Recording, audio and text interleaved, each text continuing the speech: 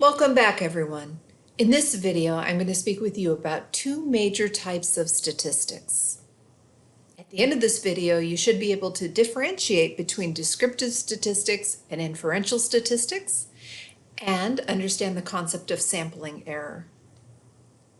We're going to start with descriptive statistics. Descriptive statistics allow a researcher to summarize information about an entire set of scores with just a few numbers. At the root of the word descriptive is describe, and that is what this type of statistics does. It describes information in a very succinct way, in an understandable way. Sometimes we use visual representations when we do descriptive statistics. We might use tables or bar graphs or histograms. Basically, the job of descriptive statistics is to take a massive amount of data or numbers and make sense of them, help people to interpret large amounts of information. So when we do descriptive statistics, we are presenting an entire distribution of scores or data. Sometimes we use tables and sometimes we use graphs. If you look at the two graphs on the right-hand side here, this is all of the information that's presented in a very easily digestible manner.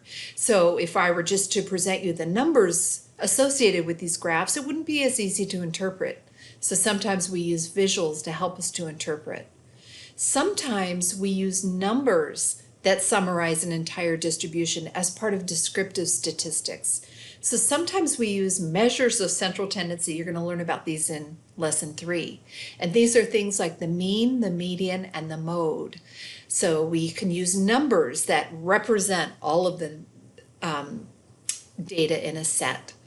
Sometimes we use what are called measures of dispersion, and those are things like the range or the standard deviation. We're going to talk about these ideas in lesson 4. So sometimes we can use single numbers that represent an entire distribution. And another example of descriptive statistic is sometimes we need to identify an individual score within a distribution. One way we do that is percentile ranks, and you might remember that from school. Maybe you took a standardized test and you received a percentile rank showing how you scored in relation to other students. So these are examples of descriptive statistics. Inferential statistics, on the other hand, refers to our process of inferring or making generalizations from a sample to a population.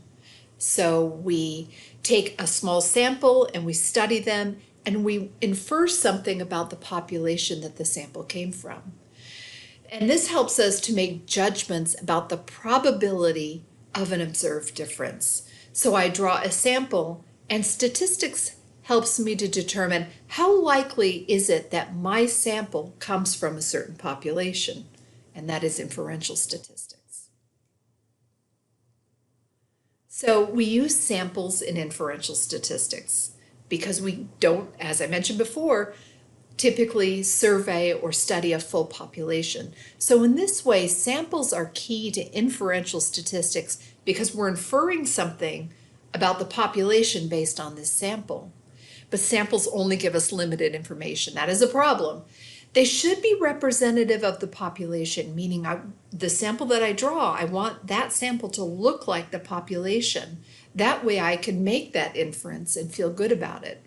But samples are not going to be exact. They just aren't, because there's something called sampling error. The difference between a sample and the population that it came from is called sampling error. It's the error that just happens when you're drawing small samples, because samples don't exactly represent the population. Here's an illustration of this. In the purple circle, we have population parameters. So the sample contains 1,000 college students. That is the entire population. The average age is 20. So when we talk about the average age, that's a parameter of the population. It's a number that refers to the population. The parameter for IQ is 105. The mean IQ is 105. And the gender breakdown is 65% female and 35% male. That is the population. Now below I've drawn 3 different samples. And in each sample, I have 6 different participants. And as you can see, the statistics, the numbers that are associated with these samples, are a little bit different than the population parameters. The mean age in the first sample is 18.5. So it's a little bit younger than the population in general. The IQ is 110, the mean, that statistic for that sample. And the IQ parameter for the population is 105. So we have a little bit of a higher IQ in this sample. And then the gender breakdown is 55% female and 45% male. What you'll notice is that the sample is close, but not exact. And that is because of sampling error. And the other two samples, you can see quite the same thing. The ages are close, the IQs are in the ballpark. The gender breakdowns are a little bit different. So when we draw a sample, we can expect that there will be sampling error, that the sample will not exactly match the population. All right, in the next video, we're going to talk about something called variables. I'll see you there.